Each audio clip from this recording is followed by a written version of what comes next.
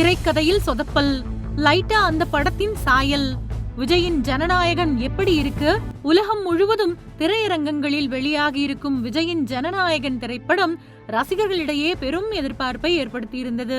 அரசியல் பின்னணியுடன் கூடிய action thriller பாணியில் உருவாகியுள்ள இந்த படத்தில் விஜயுடன் இணைந்து பல பேன் இந்தியா நட்சத்திரங்களும் முக்கிய கதாபாத்திரங்களில் நடித்திருப்பது படத்தின் மீதான எதிர்பார்ப்பை மேலும் உயர்த்தியது. இசையமைப்பாளர் அனிருத் ரவிச்சந்திரனின் இசையில் ஏற்கனவே வெளியான பாடல்கள் ரசிகர்களிடம் நல்ல வரவேற்பை பெற்றிருந்த நிலையில் படத்தை பார்த்த பெரும்பாலான ரசிகர்கள் சொல்லும் முதல் விஷயம் என்னவென்றால், இது முழுக்க முழுக்க தளபதி விஜயின் ஒன் மேன் ஷோ என்பதுதான். பழைய பாணியில் மாஸ், ஆக்ஷன், எமோஷன், நகைச்சுவை, டான்ஸ் என ரசிகர்கள் எதிர்பார்க்கும் அனைத்து அம்சங்களையும் கலந்து ஒரு கமர்ஷியல் விருந்தாக படம் அமைந்திருக்கிறது என்று கூறுகின்றனர். குறிப்பாக விஜயின் அறிமுக காட்சி, அதனைத் தொடர்ந்து வரும் கொண்டாட்ட பாடல், இடைவேளைக்கு முன்வரும் அதிரடி சண்டை காட்சி ஆகியவை திரையரங்கத்தையே அதிர வைத்துள்ளது. அதேபோல் அனிருத் ரவிச்சந்திரனின் பின்னணி இசையும் படத்திற்கு மிகப்பெரிய பலமாக அமைந்துள்ளது.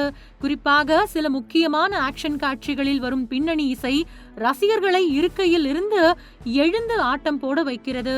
இயக்குனர் வினோத் வழக்கமான வில்லன் கதையை மட்டும் சொல்லாமல் அதற்கு ஒரு வித்தியாசமான நோக்கத்தையும் சேர்த்து திரைக்கதையை நகர்த்தி இருப்பது பாராட்டும் வகையில் உள்ளது.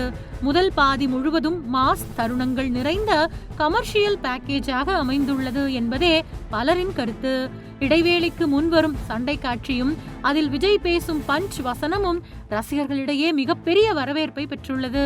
சில காட்சிகளில் வேறு படங்களின் சாயல் தென்படுகிறது. அதை வினோத் தனது பாணியில் மாற்றி அமைத்த விதம் ரசிக்கும்படியாக உள்ளது. படத்தில் சிஎம் விஜய் என்று வரும் டைட்டில் கார்டு திரையரங்கங்களில் மிகப்பெரிய ஆரவாரத்தை ஏற்படுத்தியிருக்கின்றது. சிறைச்சாலை சம்பந்தப்பட்ட காட்சிகளும் அதிரடி சண்டை காட்சிகளும் சிறப்பாக அமைந்துள்ளது.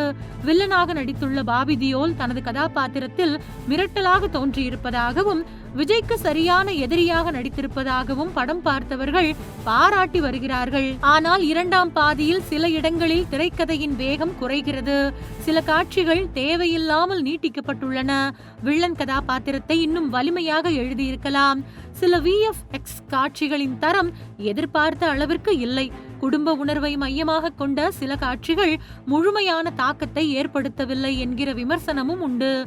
இருப்பினும் இந்த குறைகளை எல்லாம் தாண்டி படம் முழுவதையும் தளபதி விஜயின் திரை ஆளுமையும் அனிருத்தின் பின்னணி இசையும் தாங்கி நிற்கிறது. மொத்தத்தில் ஜனநாயகன் படம் ஒரு மாஸ் கமர்ஷியல் என்டர்டைனராக ரசிகர்களை திருப்திப்படுத்தி இருக்கின்றது என்றாலும் திரைக்கதையில் இன்னும் அதிக கவனம் செலுத்தியிருக்க வேண்டும்.